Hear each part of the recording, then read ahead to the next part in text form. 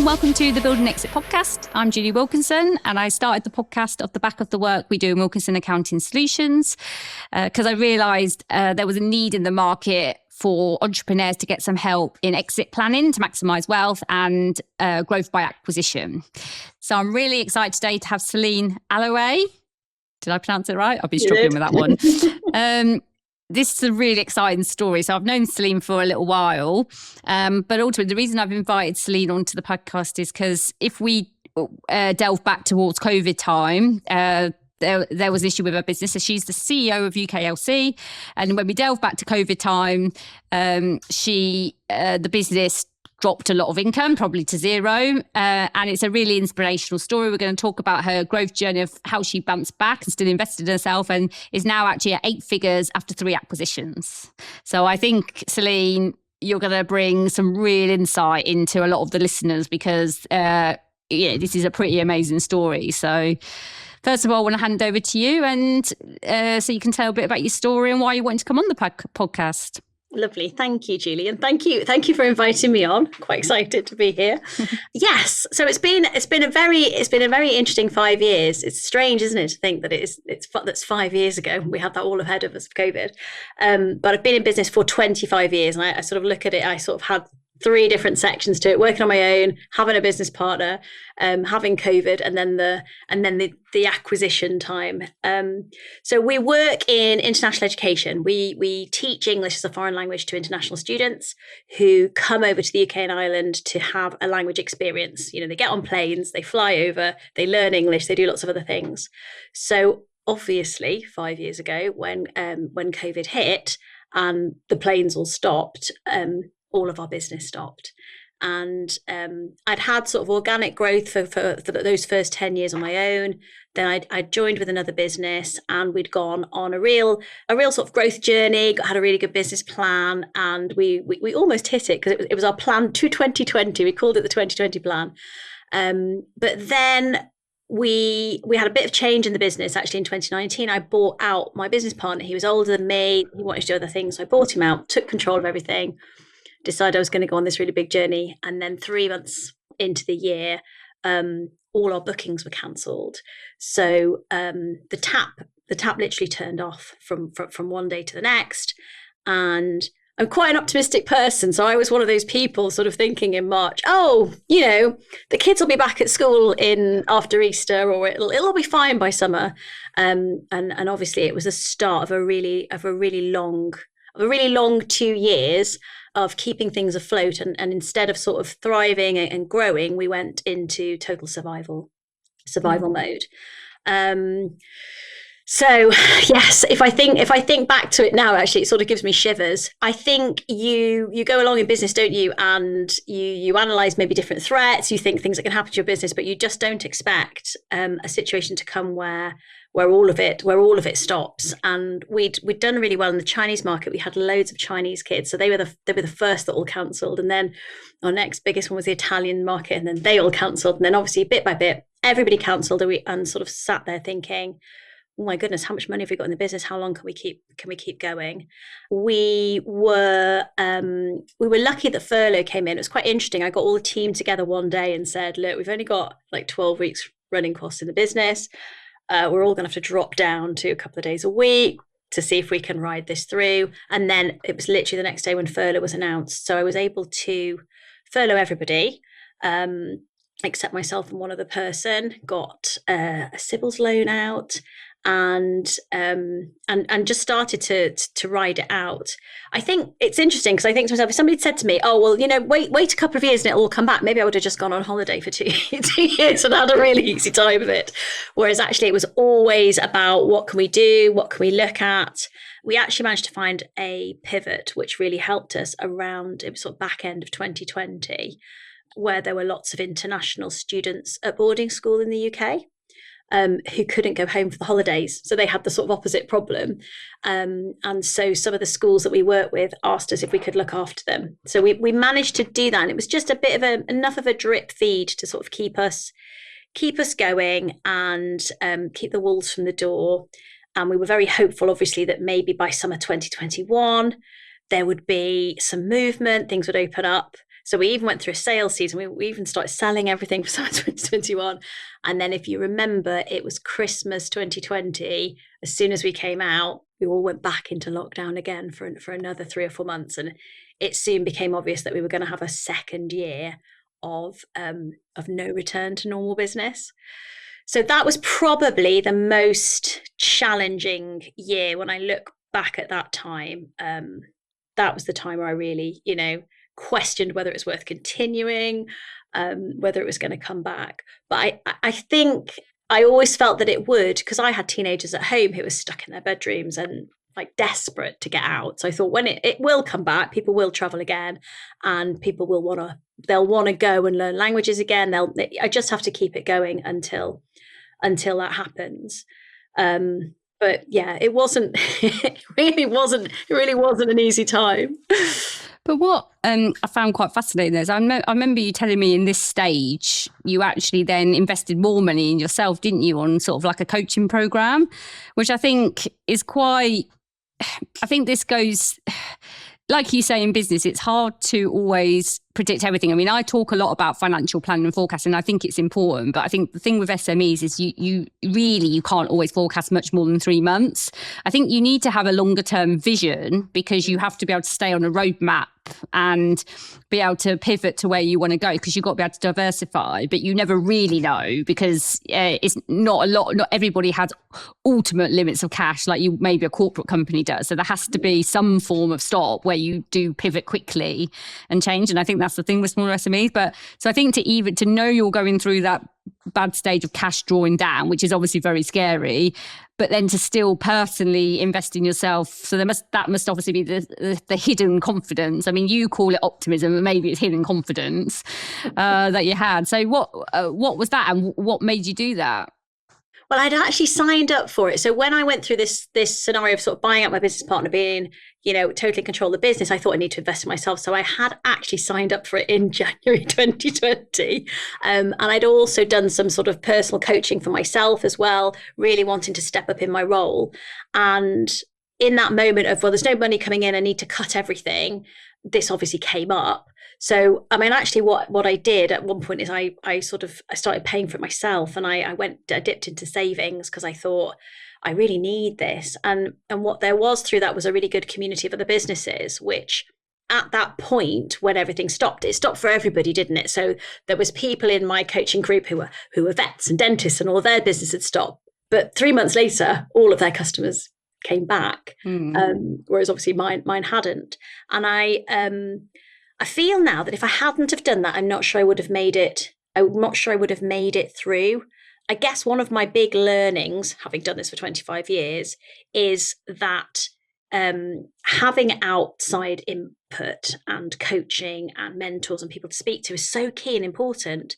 But I don't think people maybe did that 25 years ago. It wasn't as talked about. So I did a long time of just sort of doing it on my own and working it out. So as soon as I was accessing other people's ideas, chatting to people in other businesses, I realized how much that was giving me. So even when things were really, really tough, I thought, if I take that away, then I'm sort of taking away my support network, because I didn't really want to be talking about it too much at home and worrying my husband too much about it. So I thought, I need people to speak to. And I got really good bits of advice.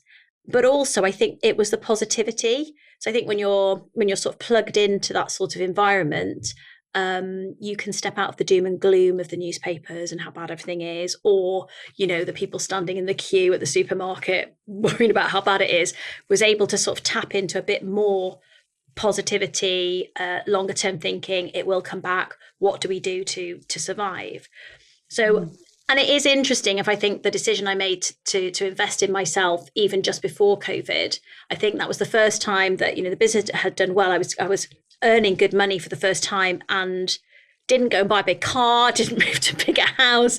I sort of thought, well, I'm going to invest in me if I'm going to see this journey through.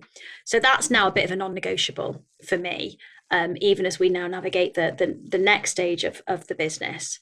Yeah, and it was a good learning, and maybe I questioned it because it's hard to spend money, isn't it, in times when there is no money. But thankfully, I had a bit of savings, and I thought, yeah, this is important enough, and I feel like it paid off. I think if I hadn't had that resource, I may well have given up at a certain point. Yeah. Yeah, no, I think it's really good. And so obviously you pivoted through, and the fact that you say you managed to separate it from your personal life, I mean, did you find it easy to not talk about it? Do you find that you switch work off from home very easy, just in general? Yeah, I think I try to, because I think you need to be present when you're at home, and yeah, otherwise you can go 24/7. I think that's the entrepreneurial journey, isn't it? You're always thinking about it. There's always stuff to do. So I think it's an intention. I'm not going to say I managed to do it all the time, but definitely around that time, and especially with kids at home in COVID, they really needed me. You know, I needed a lot of focus at home and needed to be present. I mean, they were moaning last week about going back to school, and I was saying 4 years ago, there was 5 of us stuck in this house for the next 4 months. Imagine how hard that was if that happened, you know. So we had all of this time stuck in the house together, and the lines were blurred because I was obviously working from home, trying to manage them.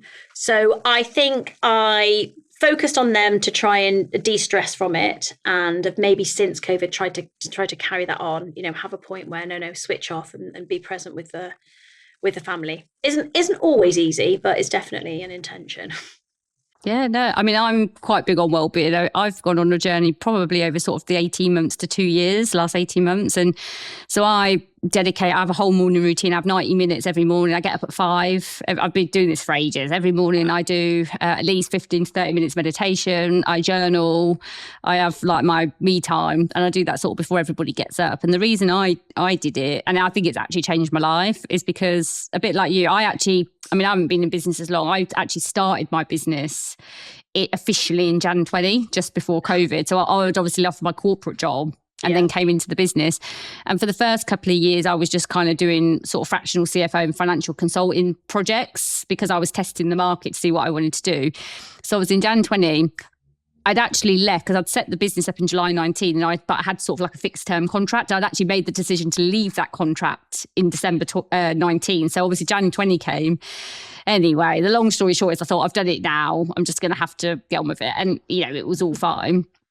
But when it got to about Jan 23, I went on a big, lovely holiday with my husband. We went to Jamaica for 2 weeks. It was our first holiday abroad for years. And I got home from that holiday and I realised the one thing is I was never truly present. And I don't think I'd ever realised before that was the case. And it wasn't so much I didn't enjoy the holiday or anything like that, but I realised when I got home, it doesn't matter what you do. If you're not actually present in yourself, you're never going to be fully happy with what you're doing. So that was what spiraled me to go on this journey. And it is hard. It's taken me a long time. I mean, even now, sometimes I can meditate 50 minutes and my mind can wander. But what I've realised that it's done is it keeps me calm in the present. So when things go wrong, where your mind can spiral, I think before, things would have thrown me out of sort for days, probably even weeks, you know, maybe not in a mood, but, you know, in your mind, like always wondering and I can pretty much calm and switch myself off immediately now when something happens to be able to just live my life, I suppose. The problem doesn't go away. I still have to deal with the problem, but how I let it impact my emotions and my personal well-being, I think is the thing that's changed. Yes. And I would agree. I think it sounds like a very similar journey and almost that imposed time during COVID. I remember I used to get up and walk every morning with my daughter. My eldest daughter, she was like that GCSE cohort. So she had a lot of exam stress, even though she didn't end up actually doing them. And we would go out and walk every day. And I started a meditation practice actually over COVID as well that I have carried on. And I think what you realize is it is your mindset. You have a certain amount of choice over your own thinking. And if you just allow yourself to be dragged along by everything that's happening all day, and that could be work stress and family stuff, then you're up and down, aren't you, with whatever's happening. But if you can find a sort of neutral place that you can come back to, either through meditation or going out for a walk at various points in the day, then it really affects your mindset. So that sounds like quite a similar journey to me. And I think that's probably then helped me post-COVID in rebuilding the business, because I'd really sort of shifted the way that I think, yeah. And some people get really overwhelmed because they're like, oh my God, I don't even know if I can meditate. But I always say to people, if they're just starting out on the wellbeing journey, you don't have to meditate for hours or things. Even if you just literally stare at a plant for for a few minutes, you meditate, because meditation is just stopping your mind from wandering and focusing on something. But what I used to do is right at the beginning, obviously I've got more, I actually really enjoy it now. So I don't force myself to do it. I love doing it. It's something I just naturally want to do. But I have to admit, there have been times in the gym I literally had to force myself to do it, because otherwise it was easy to go, I'm not going to do it today. But when I used to really struggle, like right at the beginning, I used to just do things like when I woke up, I'd first switch my mind to 3 things that I was actually grateful for, because you can wake up and instantly just go, your mind just wanders straight to all the past. And that's essentially what it is. You're worrying about the past. This person didn't happen, this didn't happen, my husband didn't do this, the colleagues didn't do this. And no one actually knows what that next day is going to uphold. You only know what you think you know from what people have done in the past. So the first thing I had to do, or I chose to do, I suppose, was focus my mind more on positive. That was how I started. And then I went from there in terms of, because once I got more of the positive mindset, it all became easier because I naturally just felt more happy.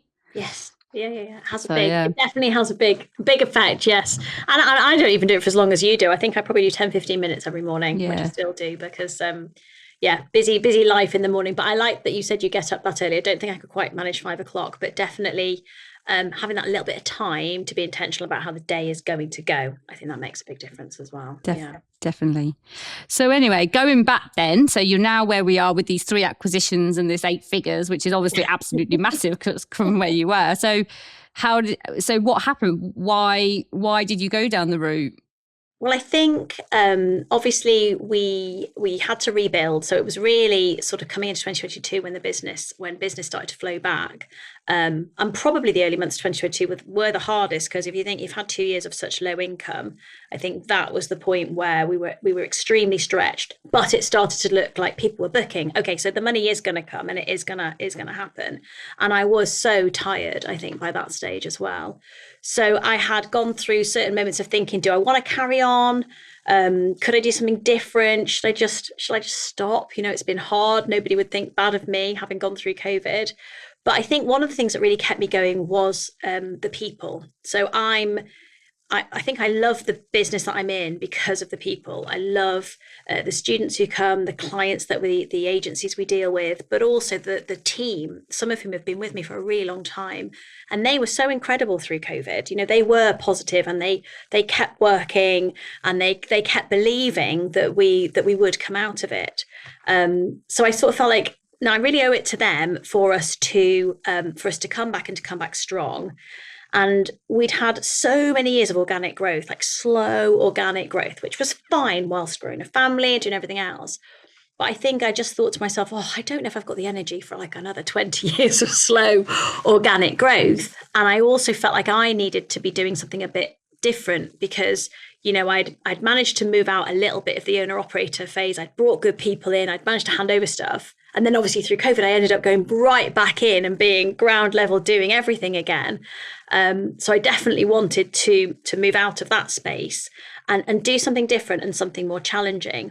And I think that plus a few other the businesses I was connected to, I saw that they were acquiring businesses. And I think before COVID, I wouldn't have even thought of it as an idea. It seemed like something that, we would never be able to do. What do you mean by another business? How could we possibly do that? But actually, we were quite lucky that the first business was a provider of ours, lovely lady, lifestyle business in her 60s, wanting to retire, survived COVID and wanted to get out. So it sort of eased us in. And that was the first business that we sort of took in under the umbrella. And then we had quite an interesting opportunity, again, through people and connections. It was a competitor, but based in Ireland, and we'd known them for years, really good friends with them. And unfortunately, the owner wasn't very well and didn't feel like he could carry on. So I would say that once I sort of opened my mind to, maybe we could grow through acquisitions, it seemed like opportunities started to present themselves, and this one was quite a big deal. And when that went through sort of last April, this is what turned us now into a group of businesses. So instead of being this one company, my one baby that I'd had for 25 years, suddenly we had so much more opportunity. And then I could see, well, this is what's giving opportunity to the people. So part of the reward for all of the loyalty and how hard they'd worked, it was exciting for them as well to be part of a group, to see there was bigger opportunities for them sort of within the group.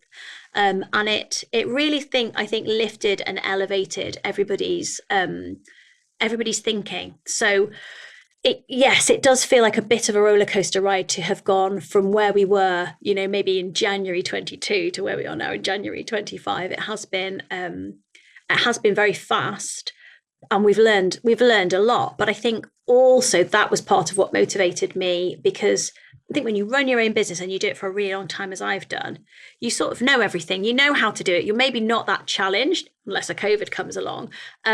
So what's been great, I feel, is doing something so different and having to learn a whole new language, learn about what it means to acquire a business, how to integrate businesses, how to do deals, structure deals, and how to actually create what is a group identity and a group of businesses.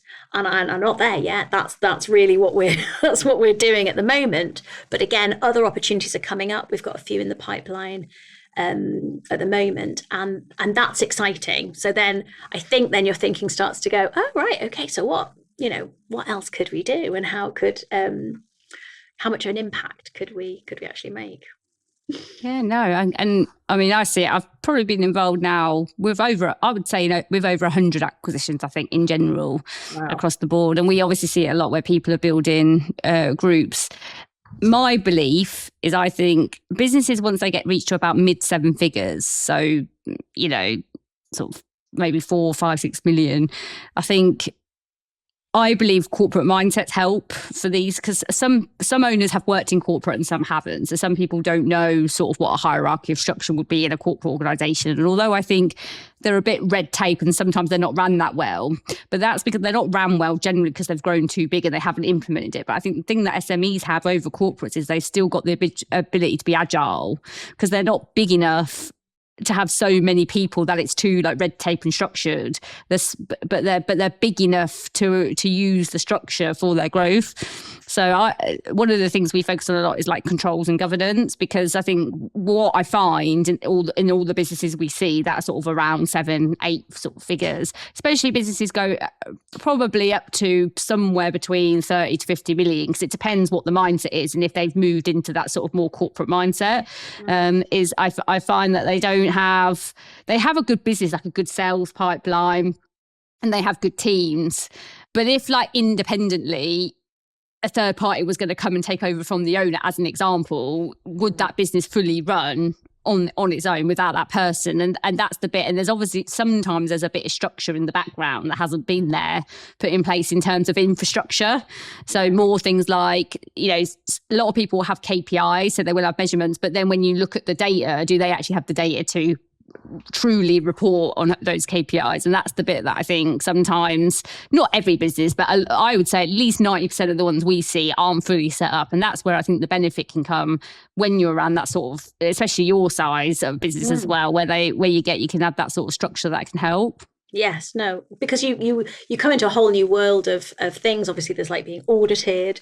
So I definitely take your point. I think one of the things that was helpful for me was also bringing in really good people. So since COVID, I've had like 2 people who've been with me for a while, who've bought into the business as minority shareholders, and one of them has a huge amount of experience in a real corporate setting and has been through acquisitions and takeovers before. And so that was a big learning as well. I don't need to know it all. I just need to have people around me who do know more about it.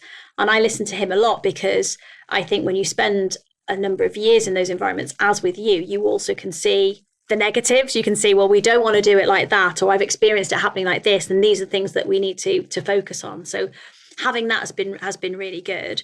And like you say, the structure, I would say we're working on that now. You know, we got a CFO in, and definitely a couple of years ago we were doing these really big things and maybe not quite having all the structure behind in the way that you need it. I feel like we're getting there a bit more, but again, it's constant. It's constant learning, isn't it? And I think if you're sort of open, that's why I always feel like I'm really open to listening to other people's ideas. And that's why I really enjoyed the podcast. Actually, the episodes that I've listened to, I've learned quite a lot from, and found it brilliant. This was one of my reasons for wanting to come on, actually, Julie, because I thought how generous people were with their experience. You know, people, they've done it, they've built, they've acquired, they've exited, and then they're coming on to say, here's how I did it, here's what went wrong, make sure you don't do this. And I thought, yeah, if 20 years ago I'd had access to even to listening to people like that, things would have been really, really different. So yeah, I hope that maybe some of my experience then could potentially be helpful, I guess, to somebody else. Yeah, I definitely think it will be, Céline. You're doing really well. So, well, thanks for sharing everything. I mean, we're coming towards the end of the episode, but if you just want to give a summary, I mean, what is your vision? Like, what's your next aim? Are you doing more acquisitions or? Yes. So I have a bit of a personal mission. I would say that one of the ways in which I've grown, apart from our wellbeing journey we talked about, has been a lot around leadership. So really looking at myself as a leader. And I think wellbeing comes into that because you have to be leading yourself properly if you're going to try and lead other people. So we've all been on a bit of a leadership journey and developed a culture where we really look after people and develop them. Like that's what I said, wanting to grow businesses so people had opportunities. And it seems to work really well. You know, I feel like my job as CEO is very often just making sure everybody's got exactly what they need in order to do the job that they need to do. And I remember sort of previously people saying, oh, you know, you're a bit soft and you need to this and you have to be hard and things have to be a certain way and people have to have a bit of anxiety. So what I feel at the moment about our business and the businesses that we've brought in is that we are on a mission to show that you can actually be really successful. You can grow a successful group of companies through looking after people, developing them and having, I don't know, maybe a bit more of a feminine energy about it. So yes, I would say there's more acquisitions possibly in the pipeline. The ones we've done have been very much maybe helping people retire, helping people who were ill and couldn't run the business. We've kept their identities, we've kept their legacy, and they've sort of come in under the umbrella.